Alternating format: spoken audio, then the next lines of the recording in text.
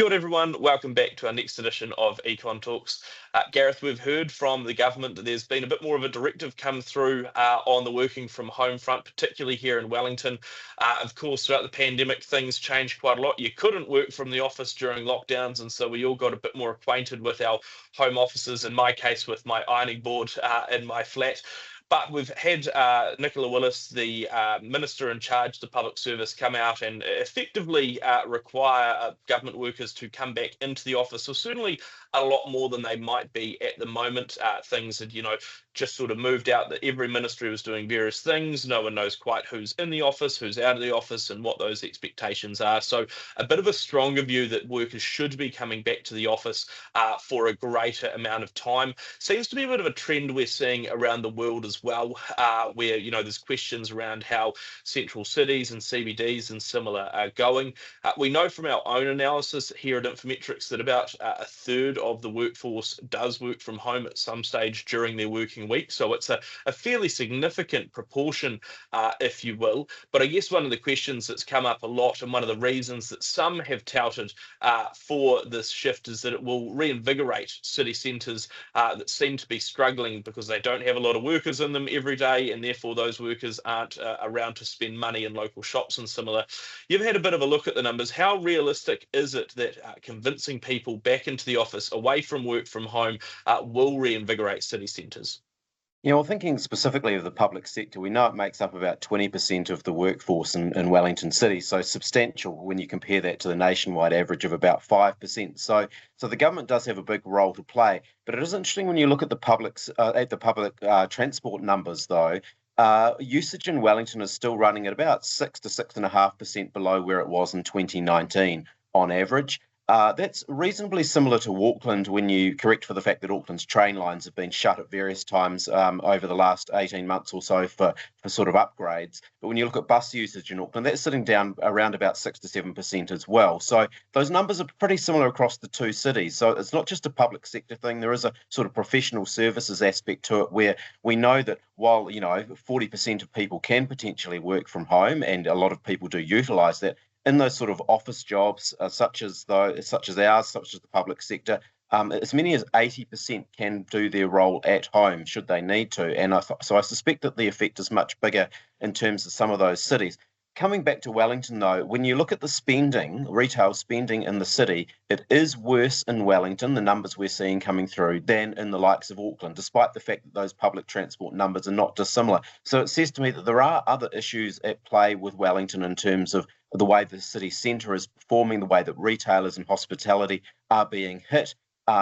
And there's been lots of reasons touted around that. I mean, obviously, you've had the public sector job cuts and the sort of redundancies. We haven't seen the full effect of those in the numbers, but I think in terms of people's spending behaviour, it probably is already impacting. So that is a factor feeding through into Wellington. You could talk about infrastructure and broken pipes and a lack of parking and cycle lanes. All those things may well be playing into it as well. But it says to me that, look, even ordering those public servants back into the office 5 days a week rather than the sort of Tuesday to Thursday, which seems to be very much the norm across when you look at the public transport usage, you ordering them back in, okay, it may have some effect, but those people are still going to probably be pretty reluctant in terms of their spending, given some of the other budgetary pressures that people have been facing.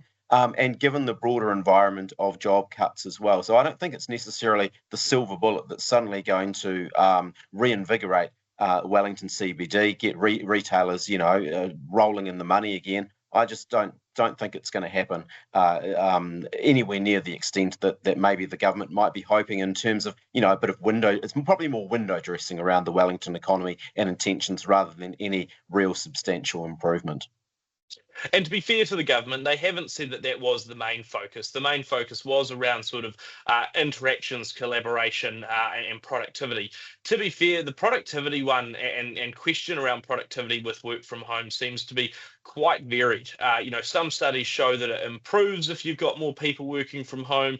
Others show that productivity is better when you've got everyone in the office. And I think realistically, there's a bit of a mixed bag through there. It has been interesting, I think, as we've gone through the last couple of years, our analysis suggests that sort of going back before the pandemic, around about sort of 29% of the workforce could work from home. They didn't necessarily, but they had the opportunity to.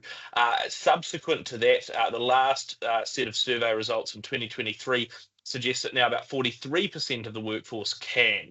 And like I said before, about 33% of the workforce do work from home sort of at least sometime during the week. And you've got those tendencies, like you say, to have an increased number of twits, the Tuesday, Wednesday, Thursday workers, people working from the office those days and sort of leaving work from home to extend their weekends a bit more. It's also a shift we've seen sort of throughout the country where for a while we did have a bit more of a shift towards sort of more provincial, regional areas. People obviously looked at lifestyle opportunities, at housing costs and everything, and went, well, actually, I can still do my job from further away. I don't have to come into the office all that much, if at all. I could be a full remote worker almost, and I've actually got some sort of opportunities there to have a better lifestyle offering, to have often sort of cheaper housing options and similar. So there are some real benefits for some people. Looking through, I mean, what is that sort of wider shift, do you think, Gareth, around, productivity, around where you sort of get better work benefits? What is better? I mean, at the moment, I'm calling you from the Infometrics office. You're currently at home. Is the answer like normal? It depends. I think it does very much depend on the individual, on the organisation, on the type of work you're doing as well. I mean, in a small business environment, it's relatively easy to look around the office and go, okay, who's if you're working at home, I can kind of see that you're pulling your weight or not, because it's pretty obvious when 1/10 of the organisation is, maybe only extending their weekend, as you put it, and doing a couple of hours here and there on a Monday and a Friday. For a bigger organisation, obviously those sort of management structures and all that sort of thing potentially make it more difficult to keep on top of everybody. So for me, that plays a role. I think one thing that's also important, and even in our own organisation, we see this, is sort of stage of work or life that people are at. So, young people, when they're starting out in their career, it's really beneficial for them to be in the office, but for them to have other people in the office to actually be able to bounce ideas off and learn from and that sort of thing, which you just can't do quite as organically over Teams or Zoom or whatever it might be. So, I think it very much does depend. I think the government's directive, look, there's positives around it. You could potentially see that it has sort of become a bit too much of a taken norm, I guess, in the public sector, and maybe needs to be a return to something a bit more central. It's hard to know without looking firmly at those numbers, but I think the general attitude across the whole economy is that we've explored these options. We've found that they do work for some people more than others, who don't necessarily need these sort of as much interaction. But you do have to be cognizant of the wider sort of team dynamics at play as well. So it is about finding, like much of life, finding that middle ground that is actually sensible rather than going to one extreme or the other, in my view. Yeah, absolutely. And I think your point around sort of the life stage piece is actually quite important. I know a lot of people who have got a great work from home setup. They've got a spare room that is actually not a spare room anymore. It doesn't have a bed. It's got a desk and a proper setup, monitors, chairs, and what have you. So it's able to be an actual work from home office. Often, again, your younger years like myself, I know a lot of other people as well. They might just have the dining room table, and you can't have four lawyers from four different firms all talking confidential deals within a metre of each other, or working from the ironing board. So it depends a little bit on the life stage and your setup that you've got. I think the other piece that we often find is that that sort of requirement, if you will, to come into work doesn't fully work, if you will, unless you've still got that good culture around you and sort of a reason that people want to come in. But what I think is interesting is there does seem to be an expectation from people now around flexible working and working from home. And I understand that, but I think also we got a little bit caught up in COVID, quite rightly at the time, where you had to shift very quickly from home, but none of our sort of documentation and processes and forms actually followed that. If you look in most people's employment agreements, it says you need to work at this address.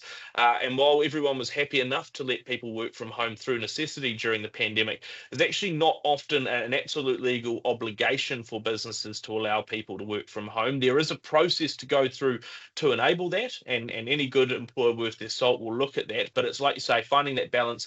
Is it 3 days in, 2 days off out at home? Is it a different variation? Is it some sort of overall flexibility? And how you interact, like you say, with everyone else becomes quite important. Given we've been looking at the working from home data and, like you say, public transport use and similar, we'll continue to assess what working from home means for the national economy, but also local centres, and how that might adjust given the government has issued this directive, and we do expect some changes to come in the next couple of weeks. We'll assess all of that and more on one of our future editions of Econ Talks.